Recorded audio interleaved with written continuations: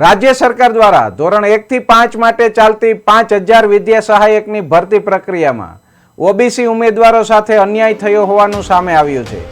OBC માટે 27% અનામત હોવા છતાં તેમને પ્રમાણભૂત રીતે સીટ ફાળવાઈ નથી।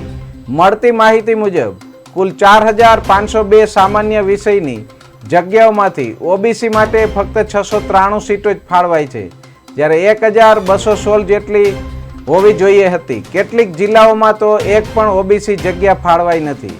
ઉમેદવારો દ્વારા રોષ વ્યક્ત કરી સરકારને ન્યાયસંગત વિતરણની માંગ સાથે રજૂઆત કરવામાં આવી છે।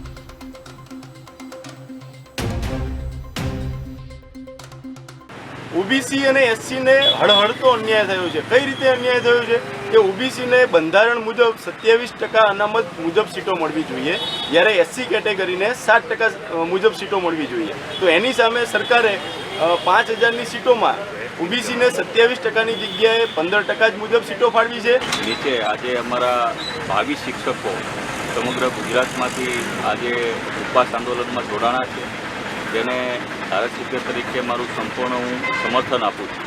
સાહેબશ્રીનો આભાર માનું છું કે એમને ધારાસભ્ય તરીકે અમને જે સાથ સહકાર આપ્યો છે એ અત્યાર સુધી બીજા કોઈએ આપ્યો નથી, અને અહીંથી અમને ઘણો એવો ખૂબ સરસ એવો સાથ સહકાર પ્રાપ્ત થયો છે, જેના દ્વારા જેથી અમે અહીંયા એક પ્લેટફોર્મ મળ્યું છે અને કહેવા માટે અમારી સાથે જે અન્યાય થયો છે એ રજૂઆત કરવા માટે અમને